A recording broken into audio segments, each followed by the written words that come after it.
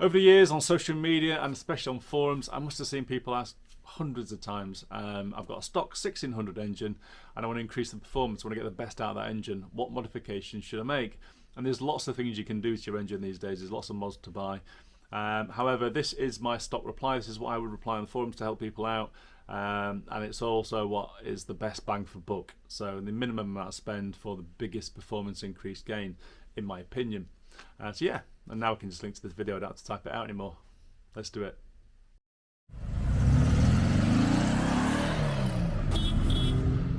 So usually when people come in this question, they've been researched beforehand and they've looked at what people with high-spec motors or big CC motors have done.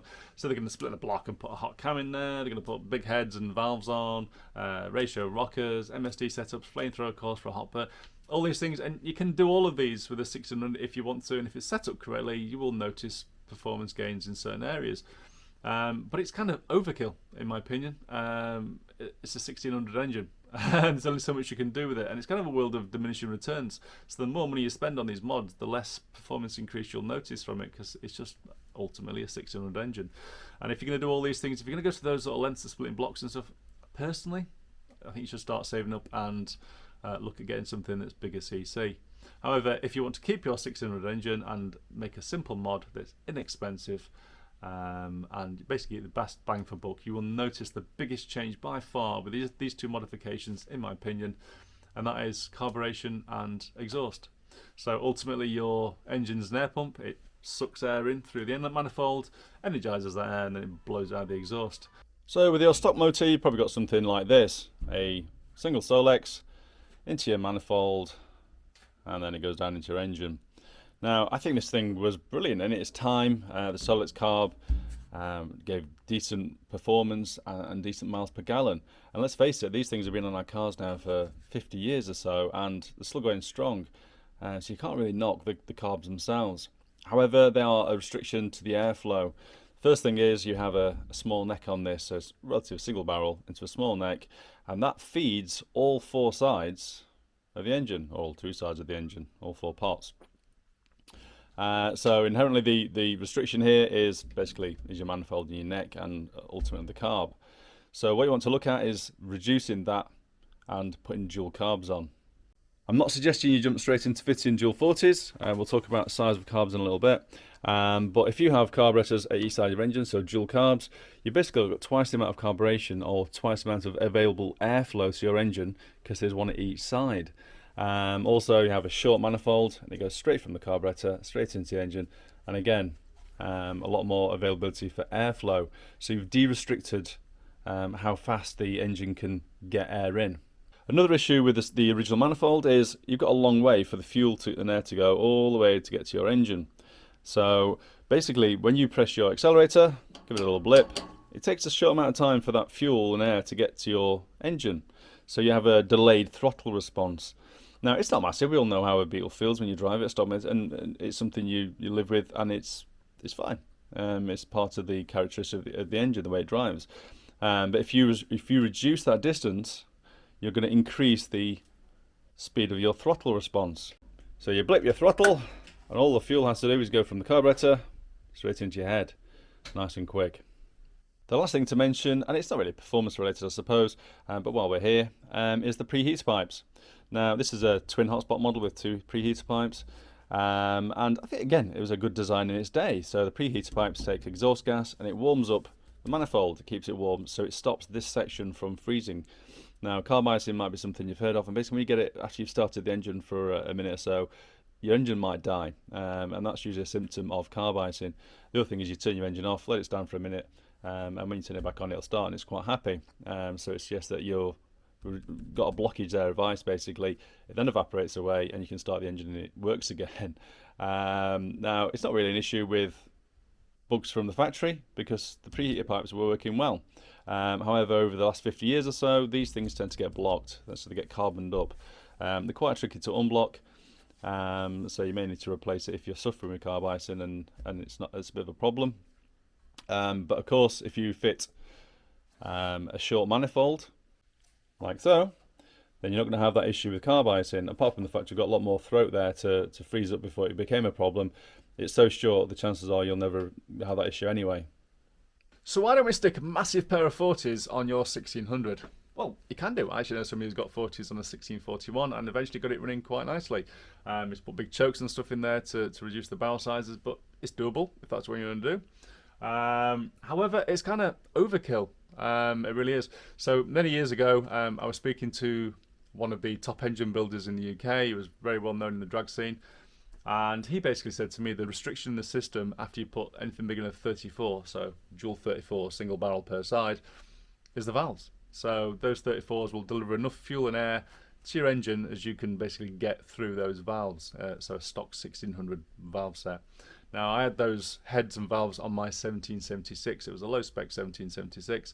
And based on that advice, I fitted dual Weber ITC 34s and I had years of good performance, good fuel economy and reliable running. So that's kind of the advice I pass on to other people because it worked well for me. It should work well for other people with 1600 engines. Now, I do have a friend who is fitting 36s onto his. He's just bought a pair for £1,300. That's big money, and he's still buying fuel pumps and Malpassi pressure regulators and stuff on top of that.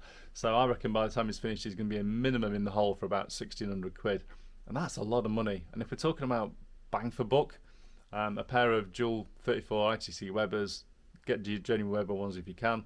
You're looking at about 300 quid, 350 quid for a half decent set. We could even look at something like the single barrel Cadrons or something. I think they're 36s, but I'm not sure. So yeah, anything bigger than a single barrel 34, 36, in my opinion, and in the opinion of that particular engine builder, is just overkill and unnecessary spending. Obviously, if you wanted to look big and sexy like that in your engine bay, then you'll have a fight with it. Part of the issue with fitting a larger carburettor like that is basically you have to have a certain amount of airflow going through your carburettor to effectively atomize the fuel. So when you're going from a single barrel and you've got the airflow going through there on one side of your engine to two of those, and probably a bit bigger, it reduces the speed the air goes through the carburettor, so it can't as effectively atomize that fuel.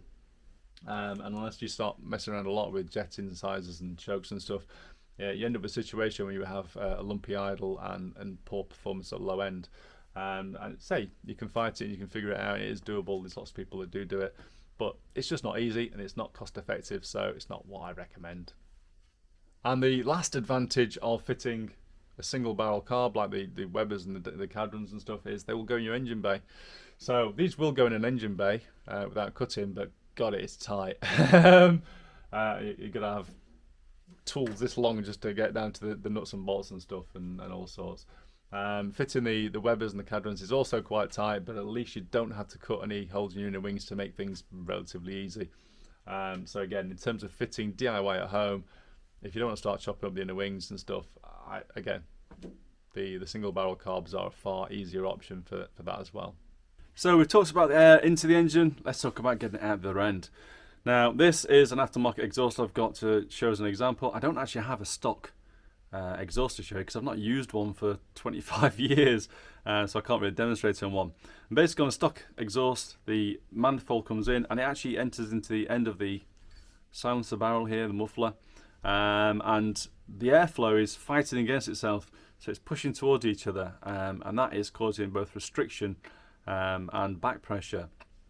Exhaust like this one, this is an aftermarket one. I actually bought this knowing full well it wouldn't be, in my opinion, the best for performance, but it's a low profile because it's for a low car.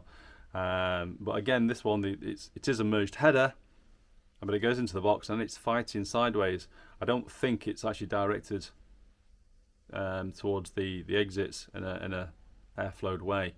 So it comes into the centre, it's got all the muffler in here, it's fighting through, and then it has to change direction again and come out the back. Not really the airflowed solution you want. So in terms of exhaust, I recommend a merged equal length header. So this is a posh shiny one, or you can get something more simple. And the theory is that all the pipes are the same length. So the front ones at the top are all twisty, which gives them length, and the smaller ones at the bottom, the shorter ones, basically go through either your J-tubes or your heat exchangers. I personally think for a 1600 engine, there's no advantage of taking the heat exchangers off and putting these on. If you've got a working heating system, I just keep it. These come in 1 3/8 and 1 5/8, I believe, so that's 35 and 41 mil, something like that. You don't need a big one. A 1 in 5/8 is overkill for a 1600. I know, because I've used one on a 1776 and I didn't get the best performance. So you want to be careful, because some of the merged headers you see on the market are not merged headers. So you can see here the pipes all come into the back of here, into the back of the centre section, and they link, effectively making one outflowing tube. Sometimes you see them come in at all weird angles and stuff, and that's not really helping the gas flow. So this is only a cheap budget one, but this does exactly what it needs to do. It points all the gas in the right place and merges it nice and easily. If you have a merged header, obviously you've got the advantage of the gas flow, so you're not getting restrictions in there. It's nice and the gas doesn't get stuck or held up anywhere. But also, in theory, you're taking advantage of gas scavenging. So because all the pipes are the same length, I would hope the manufacturers have tuned it to a certain length as well, so you take advantage of gas scavenging at a certain point in the rev range of the power band. And basically, gas scavenging, in simple terms, we can do a search online to find out more complicated diagrams of what this actually is. But you have a high pressure pulse which comes from each of the barrels every time they fire. So you have a pulse of energy and a gas coming through exhaust, and behind that is a small area of low pressure. And if that low pressure is in the right place in the exhaust system, when the next barrel fires, it actually helps extract gas from the barrel. So that makes that process more efficiently, because to go from high pressure to low pressure is easier than high to high. So that's an increased efficiency of the exhaust if you can get gas scavenging working well. So we're taking advantage of our nice curvy gas flowed header and exhaust. We're taking advantage hopefully of gas scavenging in there. And ultimately you want maximum flow speed, airspeed through your exhaust and minimal restriction. However, maybe you don't. So basically on the old 1776, I fitted a 1 5/8 header, so the bigger header, which is the 41 mil one, and I think it was a 3% lossless fat box. So it looks similar to this, but it was actually bigger, and it went straight through. So for maximum airflow and minimal restriction, if you can see through it, basically it's pretty well gas flowed. A lot of these turbo boxes that look like this actually go down in the reverse back and stuff, so they're not as gas flowed as they might first appear. So you have to look at your box quite carefully before you choose what you're going to do. However, when I ran a 3% lossless system on the 1776, which if you remember had stock valves, it drove like crap. So I could rev that engine until the valves bounced, because that's when I need to change gear, when I was on the drag strip and stuff. However, on the roads, it was horrible. It was absolutely horrible to drive. It felt gutless low down. It just didn't feel like any life at all. And quite literally, I put a 1 3/8 header back on, and it was something like a single quiet pack exhaust on the back. It was a version of it, wasn't one of the black ones. And it changed the way the car drove completely. So again, it felt like it had low down torque. It felt nice to drive on a daily basis. I couldn't rev it till the valves bounced. It was too restrictive for that. But ultimately, I didn't want to do that anyway. I didn't want to damaging the engine. So at that point, I thought I was taking advantage of the carburation of a decent exhaust that was on the whole flowing, but it still had that Beetle characteristic feel to it. The way it drove was still nice. And it's not always about just the power. Sometimes you want it to drive nice as well. So I think that was a really nice compromise. And just by chance, all that stuff you can pretty much buy for your stock 600 engine from any of the major manufacturers.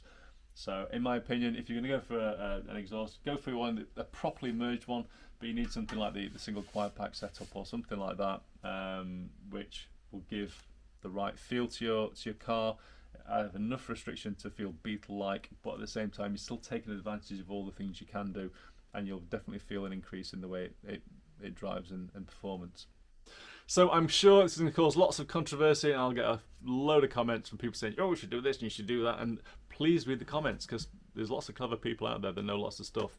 So what I basically told you today is increase airflow in, increase airflow out, but don't go too crazy. Don't spend the earth on massive carbs and massive exhausts, because it's just not worth it. You've got a 600 engine. You want to keep the way that engine feels. It wants to feel Beetle-y. It wants to feel a torquey engine, a nice engine to drive, a nice car to drive. And you can increase the power of your engine and make it a nice car to drive at the same time without going too crazy and not spending the earth. So this is my basic advice. I say, if you want to start adding things on after that, then go for it. But hopefully this helped. Cheers. Take care. Bye-bye.